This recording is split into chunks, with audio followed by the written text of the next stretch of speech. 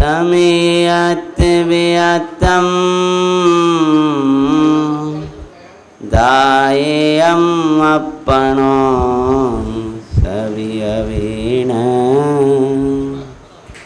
यदि दायाजिपमाणं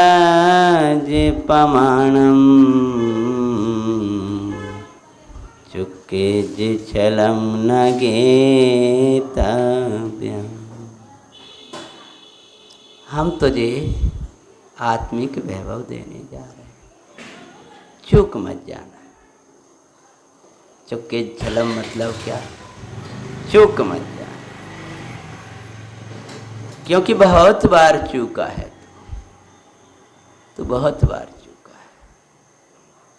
कैसे चूका है? एक तुझे तू कहता है ना, मुझे संसार बहुत दुख लगता है, दुख लगता है, व्याधियां लगती हैं, संसार में असारपना लगता है।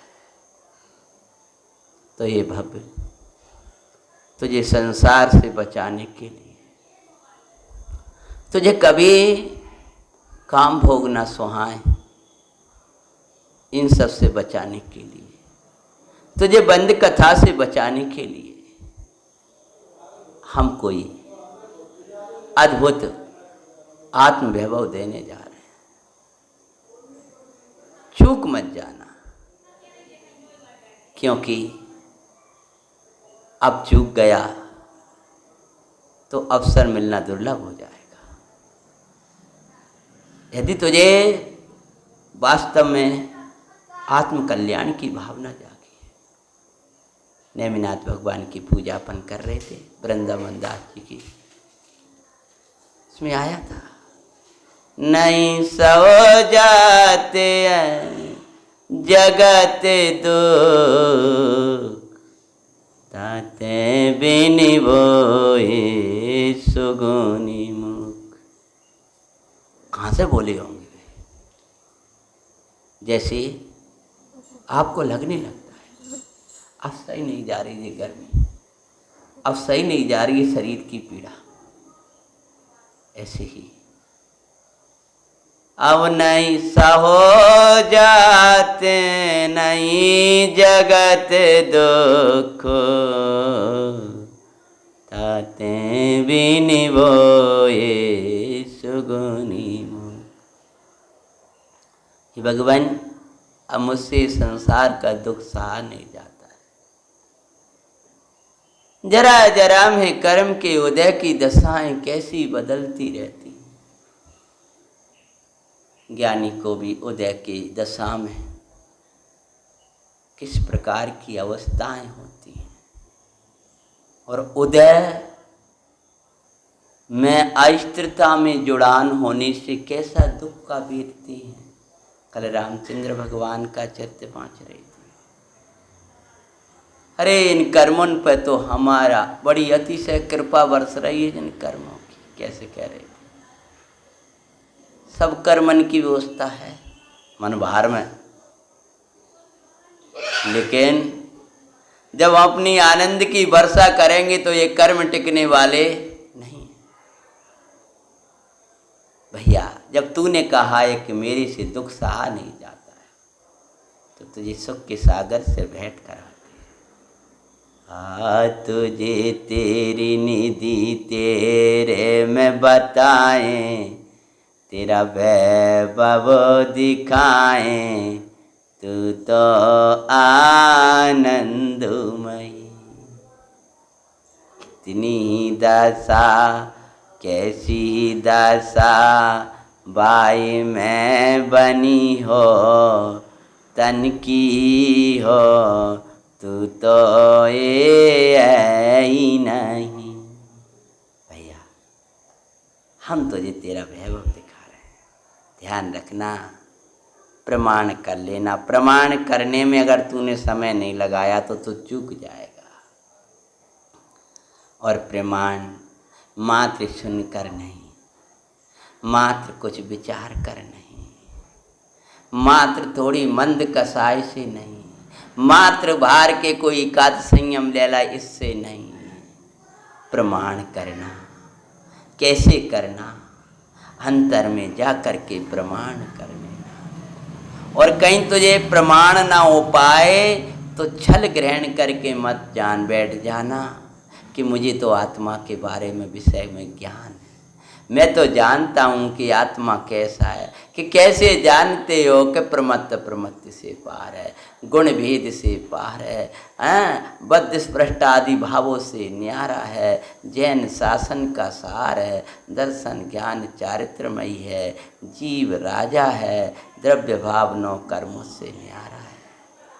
कैसे जाना तुमने कि छठी साती में कहा है, 14वीं 15वीं में कहा है, 16वीं 17वीं में कहा है, चूक गया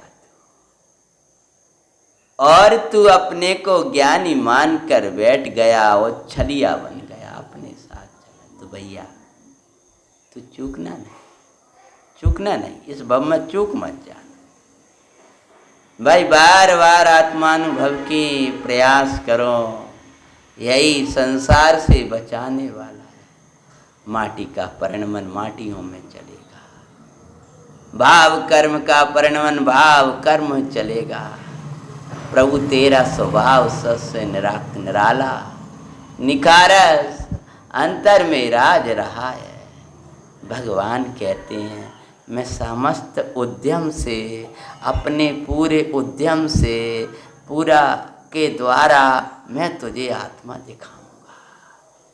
आचार्य कहते हैं जो कुछ मेरे आत्मा का निज वैभव है, टीका का पहला वचन है, उस सब से मैं जो कुछ है उस सब से मैं इस एकत्व विभक्त आत्मा को दिखाऊंगा। भाई तू भी नियम ले कि मेरे पास जो कुछ भी है उस सब को मैं एकत्व विभक्त आत्मा को देखने में लगाऊंगा। समझ में आया? भगवान कह रहे हैं कि मेरे पास जो कुछ वैभव है, थोड़ा अपन व्यवहार निश्चय की शैली से चर्चा करते हैं। मतलब ये 28 उपवास किया है तो उसको एकत्व विभक्त आत्मा को दिखाने में या देखने में लगाऊंगा, दिखाऊंगा। आप क्या करोगे? आपके पास जो वैभव है उसको आप आत्मा को देखने में लगाओगे। आपके पास बुद्धि मिली तो आप अपनी बुद्धि को आत्मानुभव में लगाओगे। आपके पास विशुद्धि मिली, आप उस विशुद्धि को अपनी आत्मा के विचारों में लगाओगे, आत्माओं में खो जाओगे। मत बाहर से संतुष्ट नहीं होना भाई, मैं आत्मा को देखने में लगाऊंगा।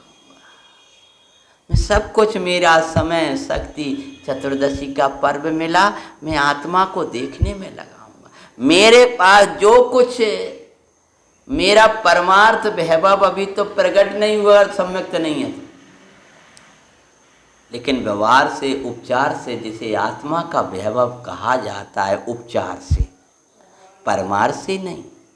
प्रशस्त परिणाम का होना, बुद्धि का मिलना, ये सब कर्म की व्यवस्था है, लेकिन उपचार से आत्मा का कहें तो कहें। तो मेरे पास मन मिला ना, मैं आत्मा को देखने को लगाऊंगा। देखो मैं आपसे और हमसे मिलकर चर्चा करता हूँ। मेरे पास वचन मिले हैं ना तो मैं आत्मा की महिमा गाऊंगा। मेरे पास एक काया मिली है तो मैं इसको आत्मा के लिए लगाऊंगा। जो कुछ है मैं आत्मा, ऐसा मैंने उद्यम किया, इसलिए आप भी यही निर्णय लो कि हमारे पास जो कुछ है वो आत्मा को देखने में लगा, मेरे वैभव से आत्मा को दिखाऊंगा।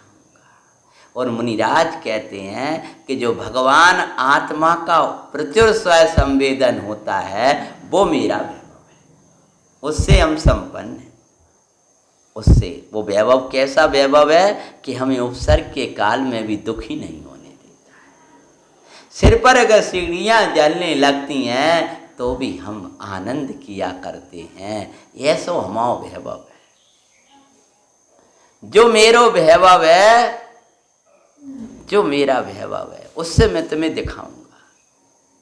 यानी मैंने जो अपना वैभव देखा है, मैंने जो अनंत दर्शन ज्ञान सुखमय आत्मा को देखा है, मैंने जो वीतराग भाव प्रकट किया है, उस वीतराग भाव से शुद्धोपयोग से प्रचुर स्वयं संवेदन से आत्मलीनता से उससे आत्मा को दिखाऊंगा।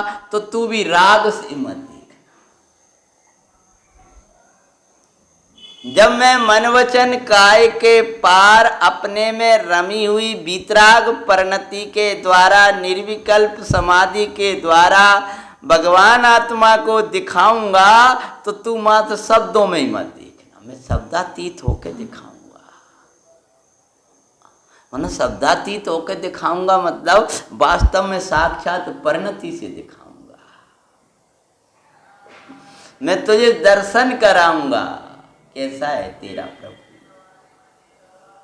मैं अपने में लीन होकर के दिखाऊंगा। जैसे आप करते हो, हम अपना करके आपको दिखाएंगे। ऐसा आप कहते हो ना, जगत का जीव का तो पंचम काल में आत्मानुभव नहीं होता है, मोही जीव कहने लगता है, कैसे आत्मा को दिखाऊं देखेंगे? तो कि मैं आत्मा को देखता हुआ दिखाऊंगा। आप जैसे कहने लगती हो, आप जिसको कठिन कठिन कर रहे हैं, मैं करके दिखाऊंगा तुम्हें, तभी तो अच्छा लगता है। तो आत्मा का वैभव है, लेकिन हमने देखो कुछ नहीं। सुनो है भगवान से, सिमंदर स्वामी से सुनो, ठीक है। आप जब सुनो है तो असर नहीं जाएगा, लेकिन देखा है। लेकिन देखने के पहले वो जन्म हुआ है मेरे वैभव का। मेरा जो कुछ वैभव है, मेरा वैभव क्या है कि मेरा एक जो बार बार भगवान आत्मा का वेदन चलता है अंतर में। दिगंबर मुनि भगवान आचार्य कुंद कुंद देव कहते हैं, ये मेरा वैभव है। तो आपको भी मैं व्यवहार ने आपके लिए बोलता हूँ, क्योंकि आप वहाँ नहीं हो। इसीलिए इसी प्रकार से आपको उदय के काल में आपको आत्मा याद आए, ये आपके ब्रह्मचर्य का वैभव है। आपको क्रोध आदि के प्रसंग बने और कसाय ना आए, ये आपकी साधना का वैभव है। हमें निर्विकल्पता में नहीं पहुँच पा रहा हूँ, क्योंकि आपकी भूमि वहाँ की नहीं है। और अगर उस मंद कसाय से भी पार चैतन्य देख लो, तो ये आपका मूल वैभव है। ये आपको मकान मिल गया है, ये आप साड़ी पहने हो, ये आपकी मंद कसाय है, आपके लोग इतने आदर करते हैं। आप संयम की साधना कर रहे हो, आप प्रवचन करते हो तो लाखों लोग हजारों लोग आ जाते हैं। ये कछु वैभव नहीं है, ये आपका वैभव है। क्या वैभव है आपको? कि आप निसंक रहो, निर्वांछक रहो। जरा से उदय में हमारी कोई सेवा ना करे तो हमें गिलानी ना आए, जुगुस्सा भाव ना आए, अदेख सके का भाव ना आए। कोई अनादर करे तो हमें जुगुस्सा ना आए, उससे अदेख सके का भाव ना आए। ये आपका वैभव है।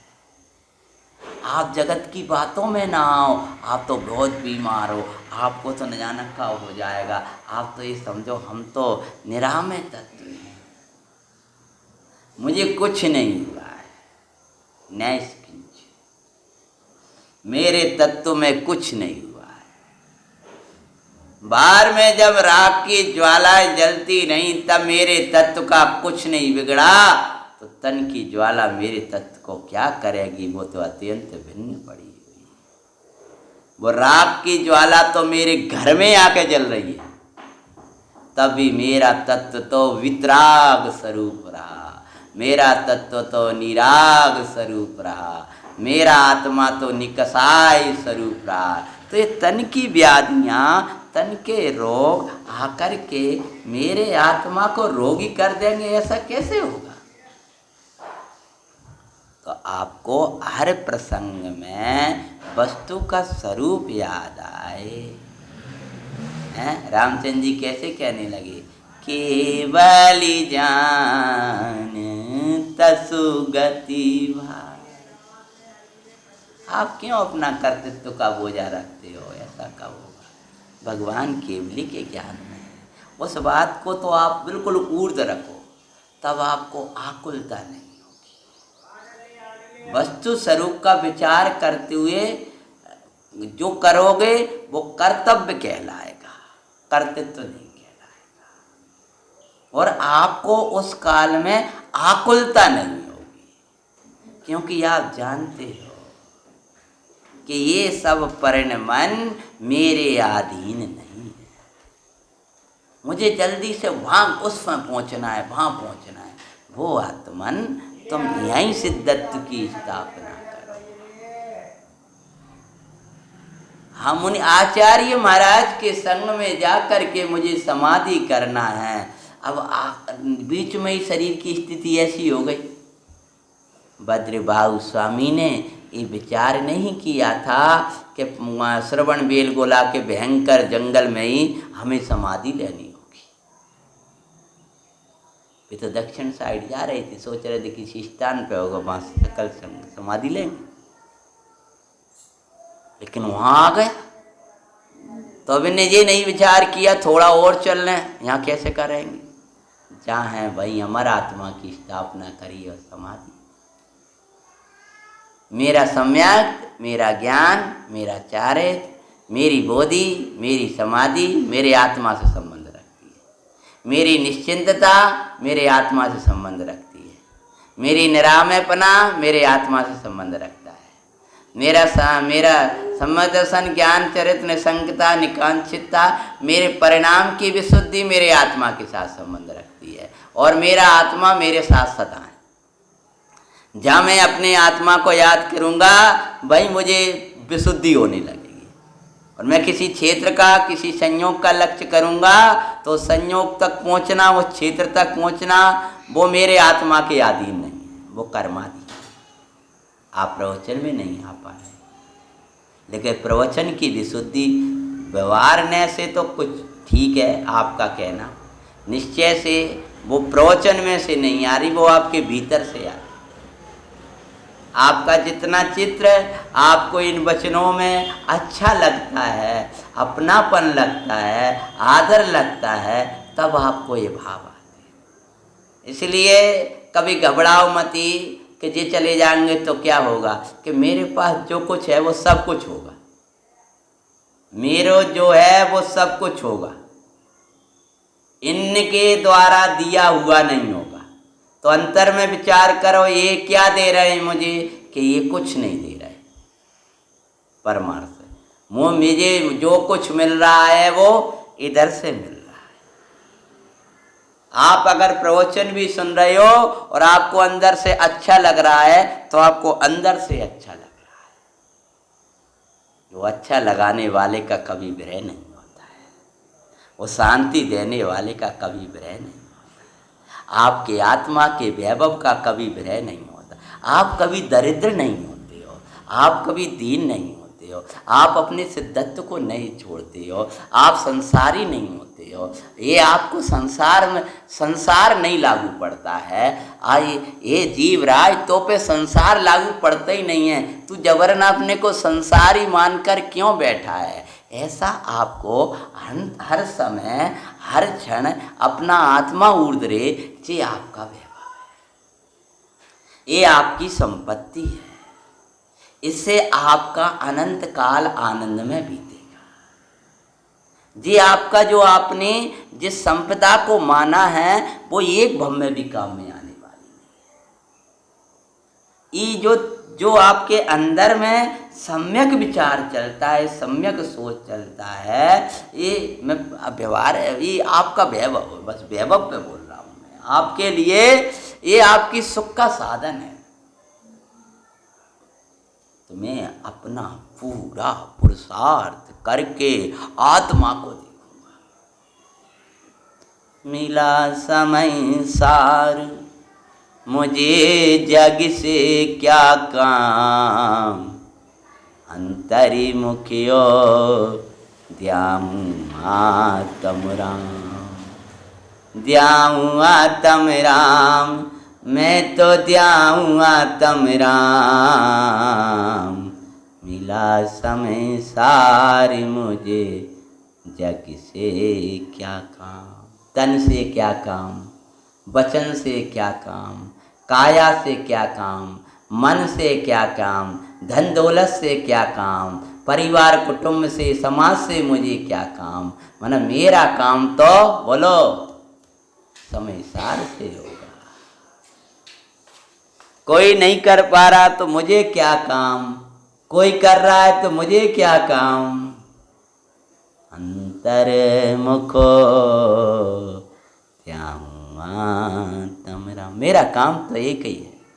समय सार मिलने के बाद में भी आप 100 काम अपने दिमाग पर रखते हो तो अपना काम कैसे करोगे। समय सार से अपना काम होगा, जग से क्या काम। चौसम कम है तो इससे क्या काम, वो जग है पूरी लगा लेना। जो हमारी शैली में हम बोलते हैं, ज्ञानावरण से लेकर के असाता का उदय चल रहा हो तो इससे क्या काम। गला सही नहीं है इससे क्या काम। अंतर्मुखो ध्यान आत्म राम, आज भोजन नहीं मिला तो इससे क्या काम। अब 2 दिन अन्न बंद कर दो तो इससे क्या काम। निरंतर आत्मा को अमृत पिएंगे।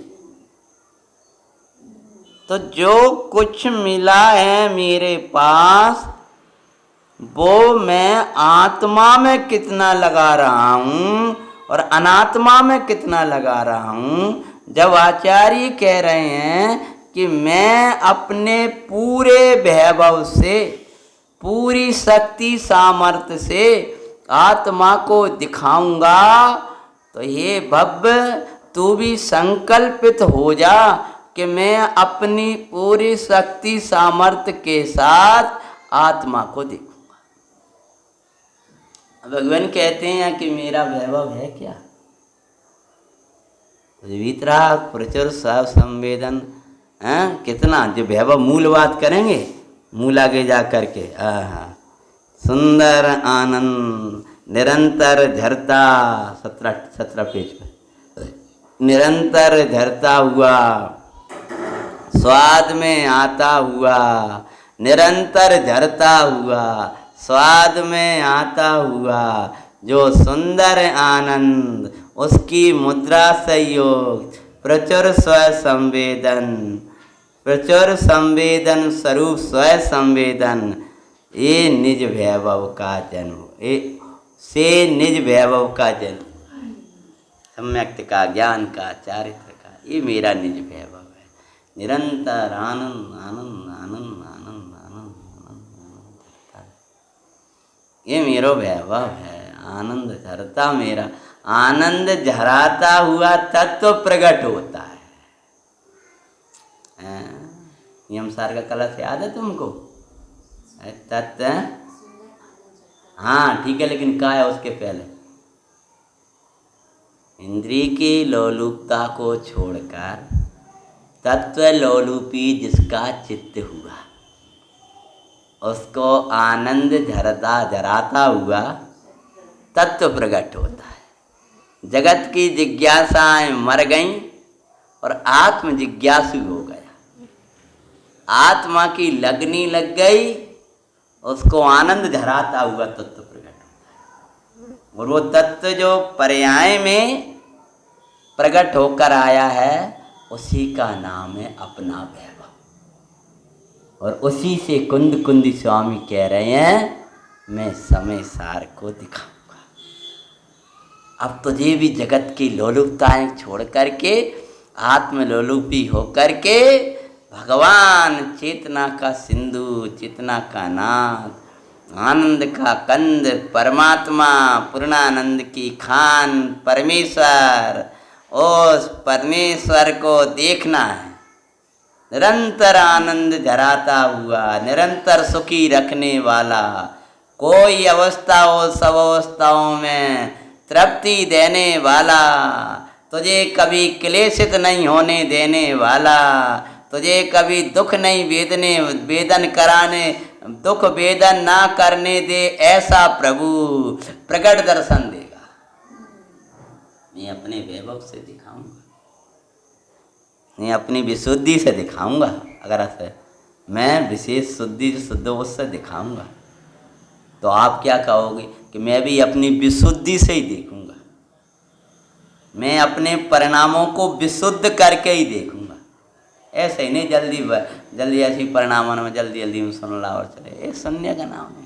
मैं भीग के दिखाऊंगा।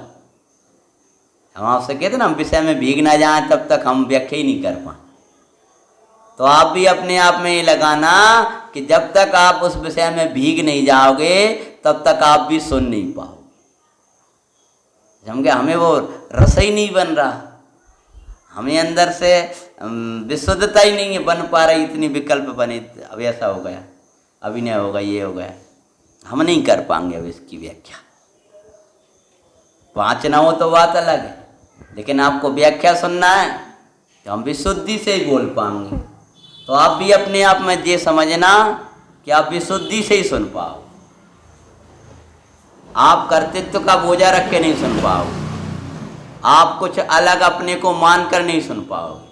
आप ये समझ लो मैं अपने कल्याण के लिए बैठा हूँ, अब मुझे सिद्धालय ले जाने वाली व्याख्या है समय सार की व्याख्या। ऐसा जानकर सुनोगे तो आप सुन पाओ। नहीं सो जात, कौन चाहता है जरा जरा में दो पीड़ा के लिए क्या नहीं चाहती। संसार दुख, संसार दुख क्या है? ये परिणामों में निरंतर उथल पना पड़ा रहता है, ये संसार दुख है। मंदता, तीव्रता, कहीं अच्छे से कहीं ढीले से कहीं वैसे, क्योंकि वो परिणाम ही आपके सुख दुख से संबंध रखता है। गुरुजी बोलते हैं ना कि सुख दुख का संबंध परिणाम से है, परिणमन से नहीं। वे परिणाम से संयोग उदयादीन मिलते हैं, कार्य योग्यता अनुसार होता है, और सुख दुख परिणाम अनुसार। उदयादीन मिले हुए संयोग तुमको दुखी नहीं करेंगे, सुख दुख तो तुम्हारे परिणाम अनुसार होगा। अब तुम्हें रोना है, दुखी होना है, हाय हाय करके इस व्याधि को काटना है कि अपने सुख से काटना है, ये तुम्हारे ऊपर निर्भर करता है। और सोचो, बहुत काटना है, तो बहुत काटना है। जरा से में घबराएंगे तो बड़ी बड़ी बाधाओं में क्या करेंगे। हम तो उस दिन कह रहे थे कि क्षणिक वियोग में तुम रोगे तो चिर वियोग में क्या होगा। एक जरा सा क्षेत्र के लिए बदल जाओगे, उसमें तुम दुखी होगे, तो चिर वियोग में क्या होगा। सब द्रव्य, क्षेत्र, काल, भाव, तुम्हारी बुद्धि यहीं चली जाएगी। समझ गया ना? अभी तो तुम्हारी बुद्धि तुम्हारे पास याद है, वो भी अभी सोच लो कि अभी तुम्हारी 1 घंटा बाद ऐसी पर्याय आ रही है कि जो कुछ तुमने पढ़ो वो सब भूल जाओगे, और जो तुम्हारे कोई साथ जितने भी कोई नहीं रहेंगे। इसका नाम है मृत्यु। हाँ, समझ गया ना? मतलब जो कुछ यहाँ पढ़ा है वो सूक्ष्म ज्ञान तो यहीं रह जाएगा, संस्कार जाते हैं इसके, और संस्कार उसके साथ जाते हैं जिसने डाले हैं। सूक्ष्म ज्ञान वाले का तभी वृद्धावस्था यहीं भूल जाता, यहीं चला जाएगा, उसको कुछ। हमेशा ज्ञान वैराग्य के द्वारा अपनी परिणामों को निर्मल रख के वस्तु स्वरूप में बिगाते हुए ये आत्मा के संस्कार डालना, ये हमारा कर्तव्य है। इसके द्वारा ही दर्शन मोह क्षीण होता है। तो क्या कह रहे महाराज, जो आपको आनंद वर्तता है वो तो बड़ो अच्छा है। वहाँ क्या आनंद है आपका, अद्भुत आनंद है महाराज जी। आप तो हमें बताओ ये उत्पन्न कहाँ से हुआ, इसका जन्म कहाँ से हुआ। हमें तो जन्म बता दो यहाँ से, उत्पन्न कहाँ से हुआ। तो भगवान ने पहले शुरू किया था ये क्या, देखो, मेरे आत्मा का भय निज वैभव इस लोक में प्रकट, इस लोक में प्रकट, जो तुम्हें सदा प्रकट है, जिसके तुम्हें दर्शन हो जाएंगे। शब्दातीत भगवान आत्मा, ये तो चैतन्य लोक की बात है, लेकिन भगवान आत्मा को दिखाने वाले जो शब्द हैं वो प्रकट हैं। आत्मा शब्द प्रकट है, इस लोक में प्रकट है, अर्थात वचनों द्वारा उसे कहा जाता है। इस लोक में प्रकट है अर्थात कानों द्वारा उसका श्रवण किया जाता है, मन के द्वारा उसका विचार किया जाता है, पुद्गल के द्वारा उसका ग्रहण हो जाता है। ये आधुनिक तकनीकी अनुसार बता रहा हूँ। लोक में प्रकट है इसलिए लोक उसको ग्रहण कर लेता है, पर लोकातीत वस्तु जो है उसको वही ग्रहण करेगा जो लोकातीत हो जाएगा। लोक की वस्तु ले लेते हैं पर उससे लोकातीत होना है ये नहीं पकड़ पाते। इस लोक में प्रकट है मन जो तुम्हें याद हो जाता है। इस लोक मतलब ये जो मूर्तिक जगत है, पौद्गलिक जगत है, इसमें तुम्हें दिख जाएगा। उसके शब्द दिखने में आ जाएंगे, उसके उस अक्षर उनके दर्शन भी आप कर लोगे आँखों के द्वारा। आँखों के द्वारा उसे देख सकोगे, कानों के द्वारा उसका विचार कर सकोगे, कानों के द्वारा उसको सुन सकोगे, वचनों के द्वारा उसको कह सकोगे, मन में उसका विचार कर सकोगे, पुद्गल के द्वारा उन शब्दों को सुन सकोगे। इसका नाम है इस लोक की चीज। चूंकि आपको चैतन्य लोक की वस्तु लेना है और आप अभी इसी लोक में हो, जो वीतराग शुद्धोपयोग रूप परिणाम है, वह परिणाम तो चैतन्य लोक की वस्तु है। उसको प्रकट कैसे करें? आप प्रकट को प्रकट करने के लिए प्रकट है उसको पहले अपने उपयोग में प्रकट करो। पकड़ में आ रहा? प्रकट क्या है? आत्मा जो वाच्य है, वो जो वस्तु है वो अप्रगट है, पर ये आत्मा जो शब्द है वो क्या है? बोलो। प्रकट है, प्रकट है। खटास जो वस्तु है वो आपको दिखती नहीं है, पर जो शब्द है वो कैसा है? वो प्रकट है। शब्द तो वस्तु तो खटास नाम, उसको चखोगे तब समझ में आएगा। ऐसी आत्मा जो वस्तु है वो तो अप्रगट है, लोक में नहीं दिखेगा। ऐसी आत्मा कहाँ है? किधर है? कायम है, कायम है, इधर है उधर है। आत्मा नाम की वस्तु क्या है? आँखन से नहीं देख पाओगे उसको। वो उसके लिए देखने का उपाय, उसके जन्म का उपाय, उसमें रम करके सम्यक दर्शन प्रकट हुआ, ज्ञान प्रकट हुआ, चारित्र प्रकट हुआ, शुद्धोपयोग परिणाम आया। इसका नाम है मेरे वैभव ने जन्म ले ला। मेरो वैभव जन्म गव, मेरो वैभव अब आगव, अब मुझे चिंता नहीं है। आज मेरो वैभव मैंने निहारो, गुरु कृपा से आत्म देखो, रत्नात्रय में धारो, आज निज वैभव निज में निहारो। दर्श ज्ञान सुख वीर अनंता, उछलें ज्ञान में शक्ति अनंता। देख देख सब दारिद्र नासो, संपत्तिशाली कहायो आजू मैंने अपनो वैभव निहारो।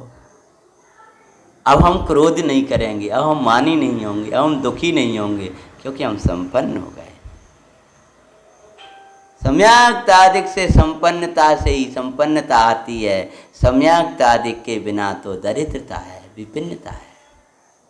तो आचार्य भगवान कहते हैं मेरे आत्मा मेरे आत्मा का भय निज भय भाव, मेरे आत्मा का भय निज भय भाव।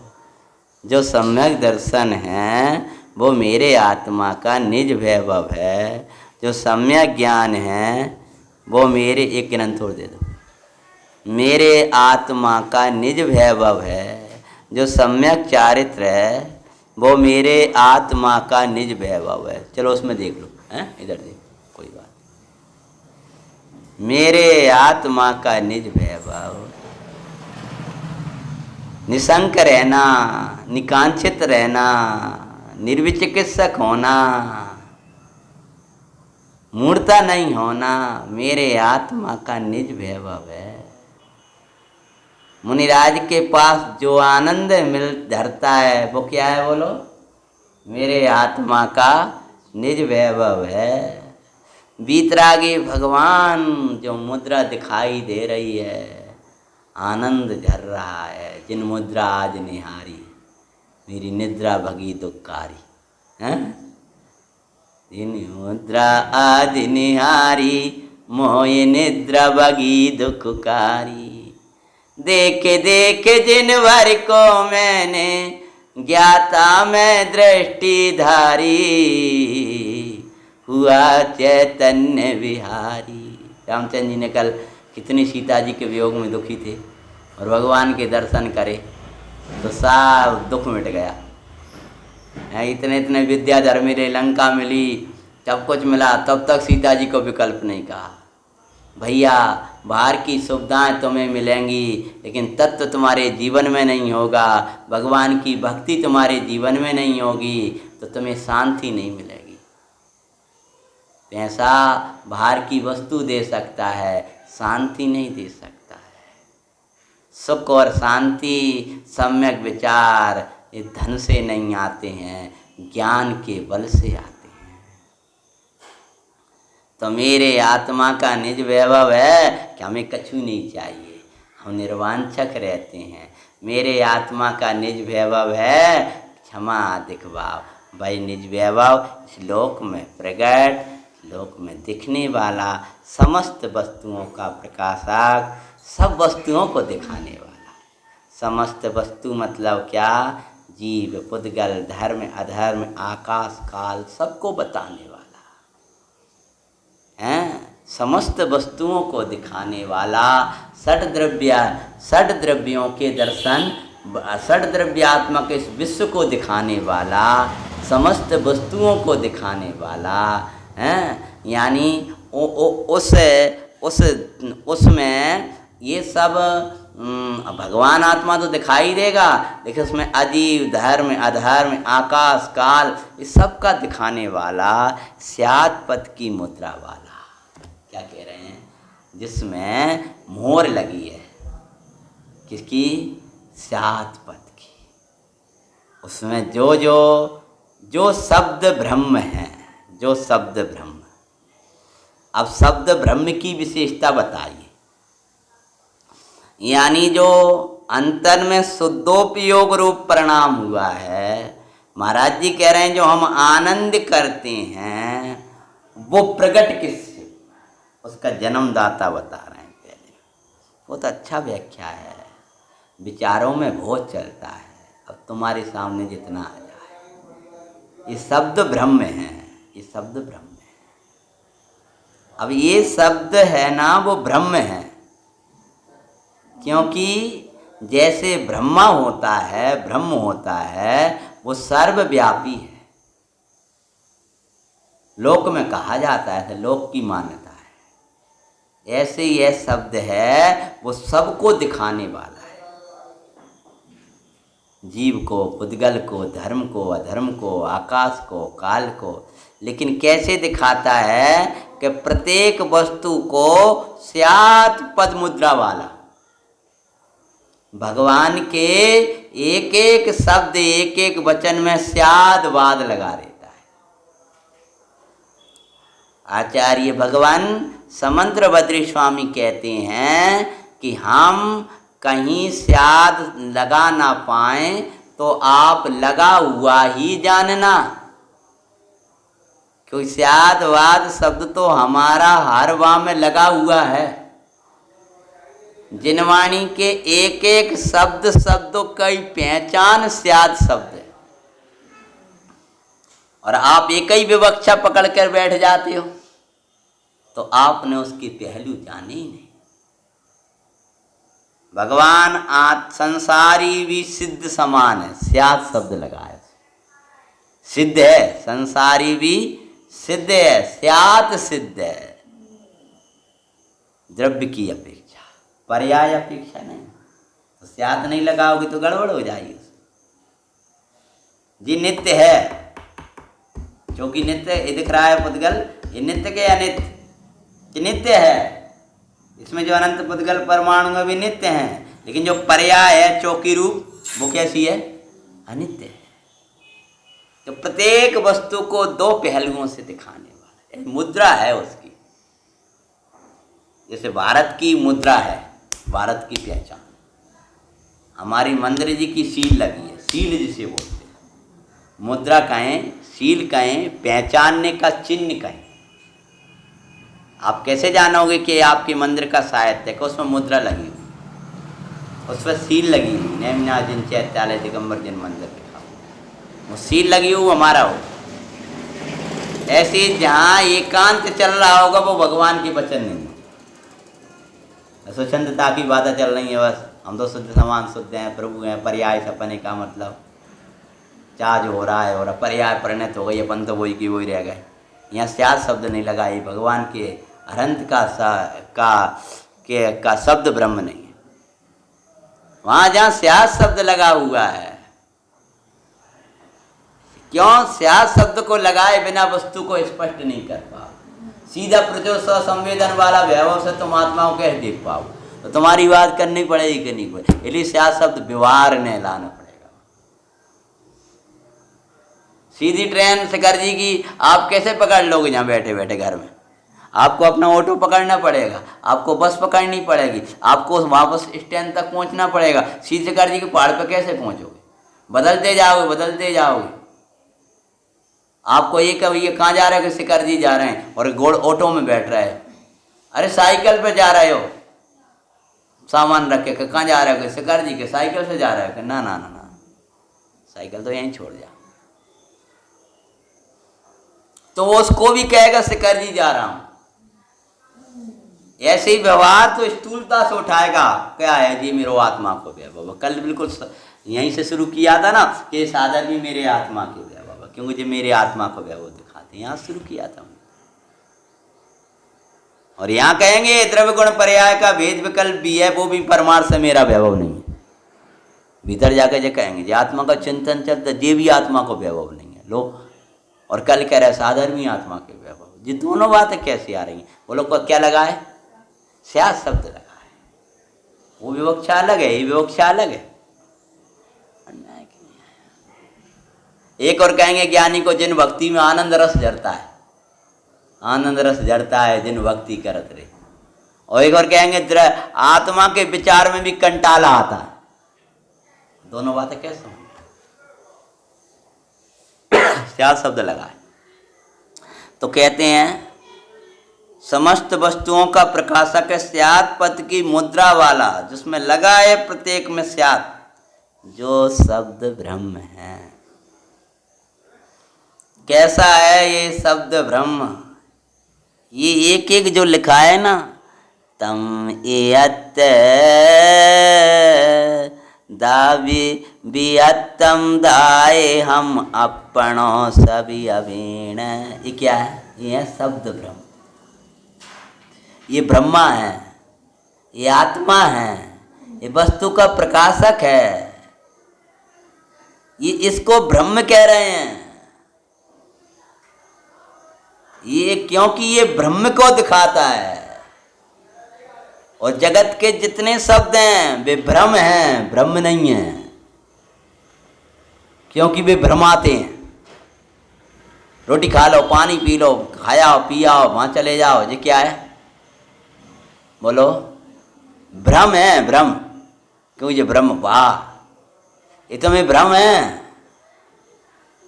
और ये न खाते हो न पीते हो, तुम तो आनंद स्वभावी हो, ज्ञाता हो, ये ब्रह्म है, ये शब्द ब्रह्म है।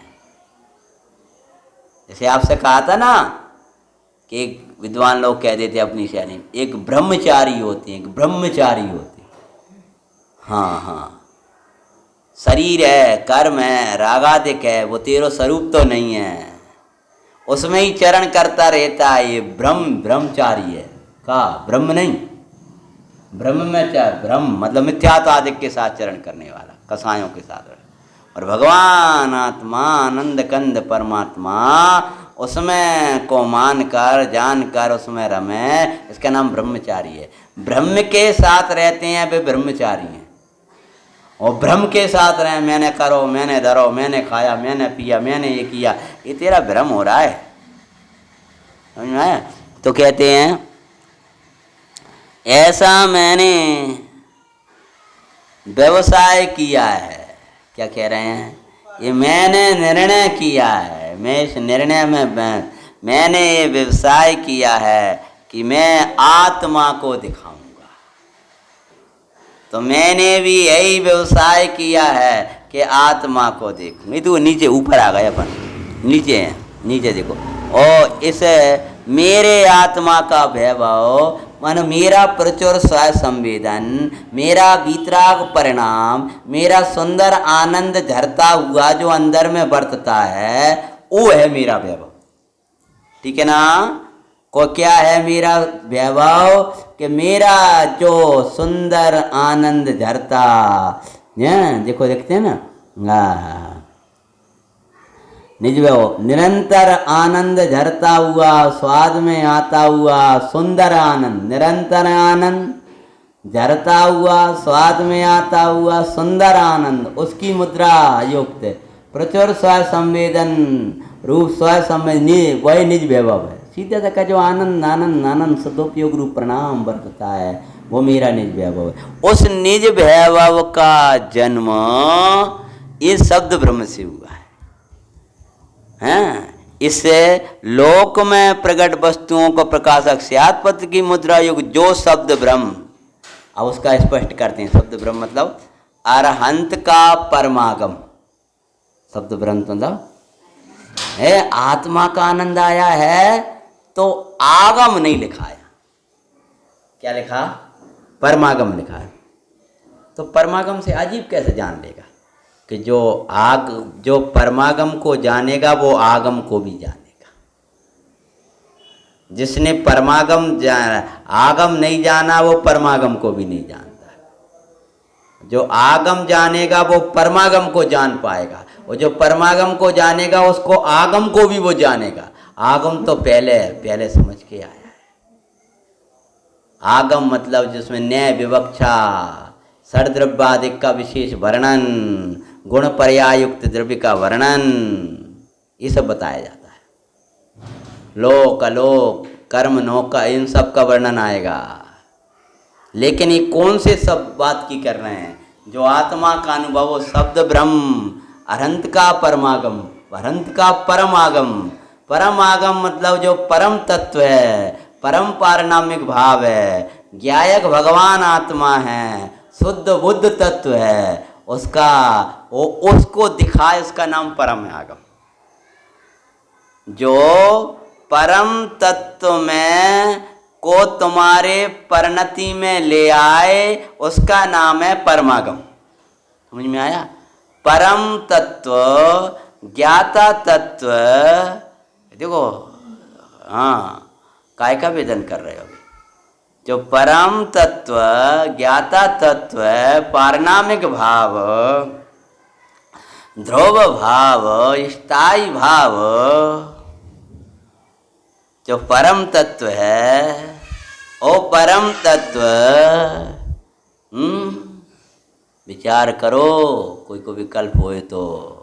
मुनराज जंगल में बैठे होंगे, लपटें चल रही होंगी, हाँ समझ में आया कि नहीं आया? इससे सिद्ध होता है कि कोई भावलिंगी संत का योगी बनेगा तो आप उपदेश सुनने के पात्र नहीं रहोगे, बहुत ज़्यादा सुविधाओं में रहोगे।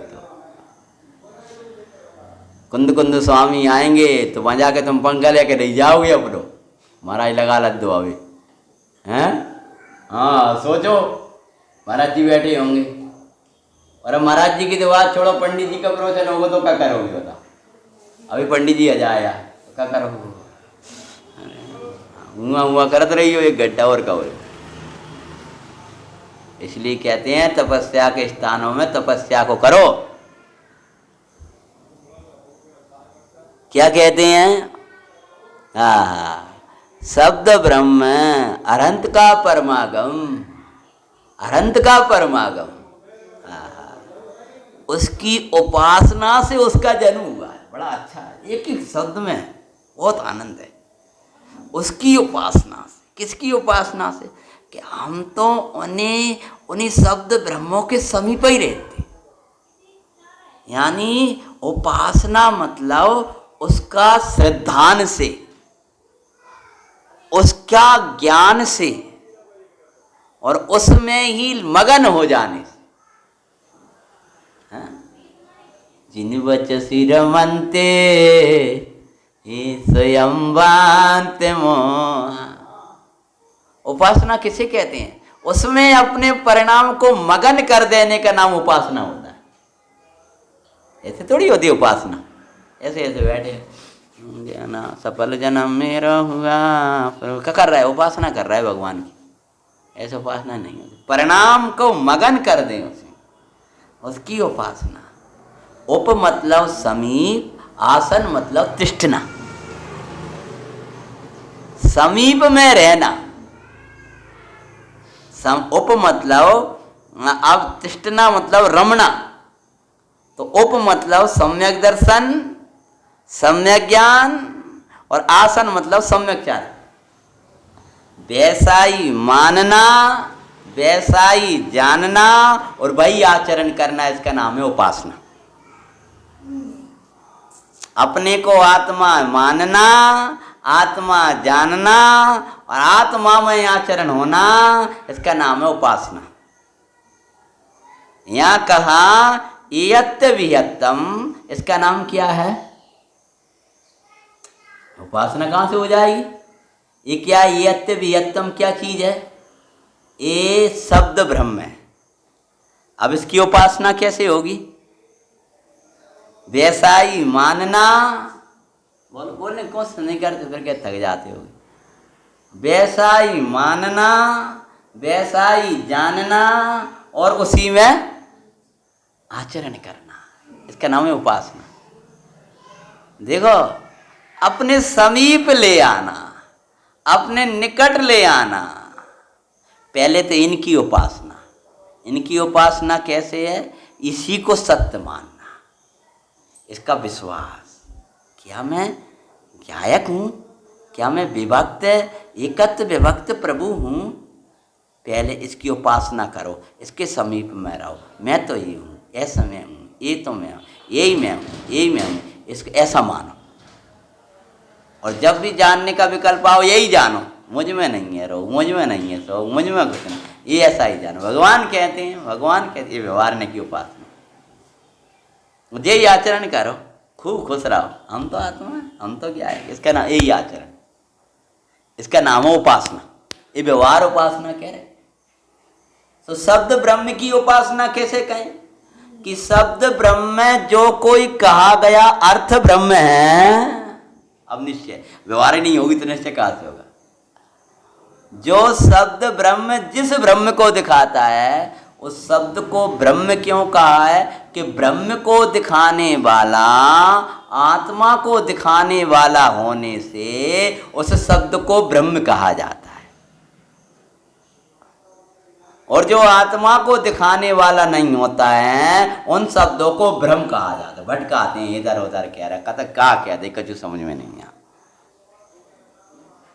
वो सब में एक ब्रह्म, एक ब्रह्म, एक ब्रह्म, एक ब्रह्म, कर्म नौ कर्म से रहित भगवान आत्मा को दिखाता है, इसलिए उसको ब्रह्म कहा है। तो आचार्य भगवान कहते हैं उसकी उपासना से जन्म हुआ। जो आनंद मिला है ना, इससे सम्यक दर्शन देता है, इससे ज्ञान आता है, इससे चारित्र आता है। अब सोचो इतना अच्छा तुम्हें भाव मिल गया, अब इसकी उपासना ही करना है तुम्हें।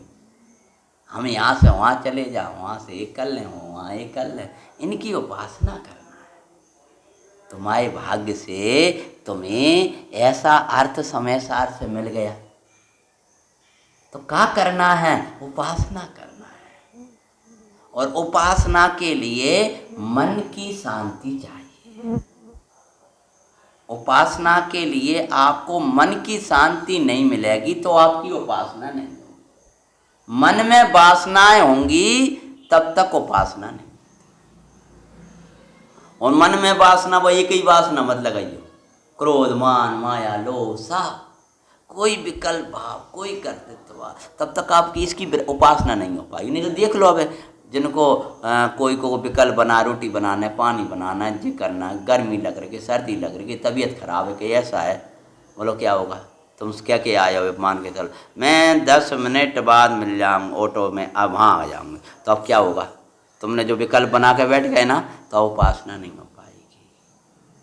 उपासना में सा मंगलाचरण किया ही इसलिए जाता है, मैं सिद्ध हूँ।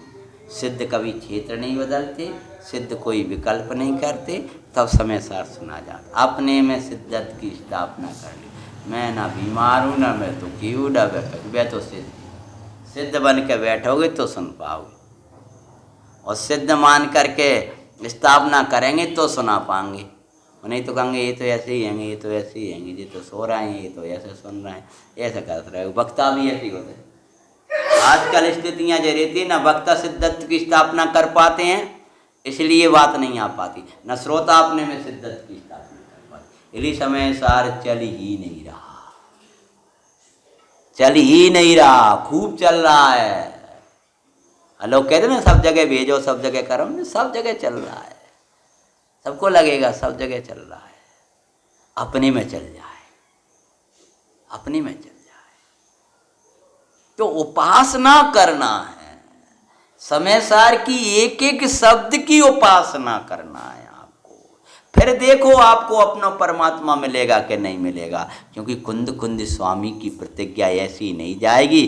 कुंद कुंद आचार्य भगवान ने ये प्रतिज्ञा करी है कि मैं तुझे तेरा आत्मा दिखा दूंगा। हम क्यों नहीं देख पा रहे? बोलो, क्योंकि उपासना नहीं कर पा रहा है। उपासना क्यों नहीं कर पा रहा है? कि मन में वासनाएं बनी हुई हैं,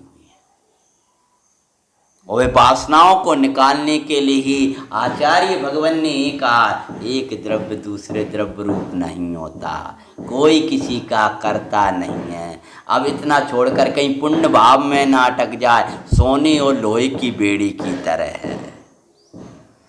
और फिर सारी गाथाओं में एकत्व विभक्त के ही दर्शन कराए भगवान। जिनवाणी से ही कहो, हमें निरंतर आपकी उपासना होती रहे। शरीर का जो कुछ होते हो, आपकी उपासना होती रहे। उदय का जो हो तो ना मिले भोजन, आपकी उपासना होती रहे। नेमिनाथ की उपासना छूटे ना, यानी नियम सार कबू छूटे ना, तो नेमिनाथ की उपासना नहीं छूटती। तो आचार्य भगवान कहते हैं कि मेरे उस अनंत के परमागम की उपासना से जन्म हुआ है। अब पहला बता दिया, पहला देखो यहाँ से शुरू किया, फिर गुरुओं का उपदेश। क्यों आपसे ये वाली बात क्यों कह दी? महाराज अमृत कुंद कुंद देव जानते थे कि इन्हें ये दो चीज़ें, तो इनकी एक तो भीतरी चीज़ है कि बहिरंग लोक प्रकट है, तीसरी परंपरा गुरुओं का उपदेश, इससे भी जन्म हुआ। ऐसे 3 कारण बताए ना, तो 3 कारण बताए।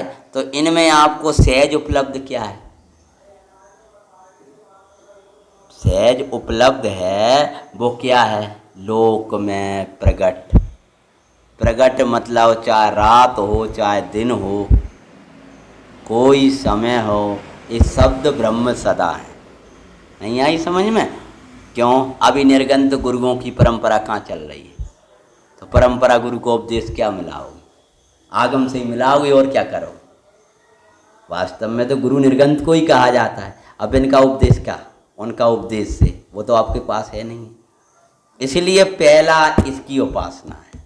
और इसकी उपासना से आपको जन्म हो जाएगा। इसलिए भव्य, यदि तुझे आनंद प्रकट करना है, यदि सम्यक्त प्रकट करना है, यदि शुद्धोपयोगी होना है, अपने भव को सार्थक करना है, तो इन शब्द ब्रह्म की उपासना करो, हमेशा इनके ही निकट रहो। जिन वाणी तारे निकट रहूं दिन रात, माता बाऊ आनंदकारी, ज्ञाया के प्रभु सुकोरास।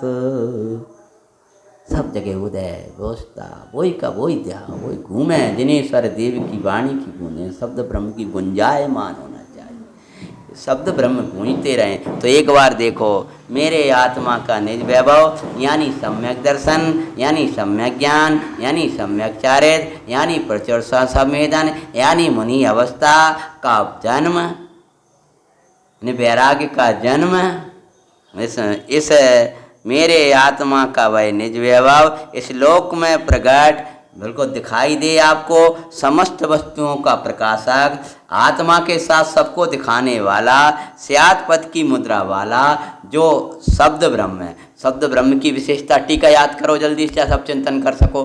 लोक में प्रकट, ठीक है ना। दूसरे नंबर बोले, याद करो, जोर से बोलो, समस्त वस्तुओं का प्रकाशक। तीसरे नंबर स्यात् पद की मुद्रा वाला। हाँ, कौन? शब्द ब्रह्म। वो शब्द ब्रह्म क्या है? वो कोई छोटी मोटी चीज नहीं है, अनंत परमात्मा की वाणी से आया हुआ है, अनंत का परमागम, अनंत परमात्मा के उपदेश में जरा हुआ, उसकी उपासना से इसका जन्म। इसलिए भव्य, तुझे सम्यक दर्शन का जन्म देना है, सम्यक ज्ञान तेरी परिणति में लाना है, सम्यक चाहत तेरी परिणति में लाना है, तो इसकी उपासना कर। ये 3 मुद्रा युक्त करना कि नंबर 1 लोक में प्रकट है, ये दर्शन होंगे तुझे। स्यात् पद लगाकर उसकी उपासना करना।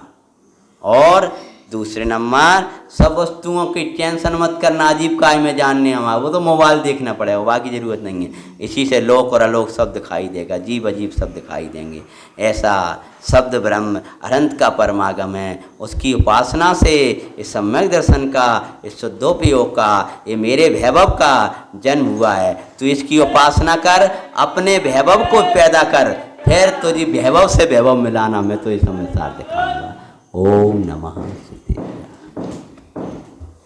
जिने दीन जी में बता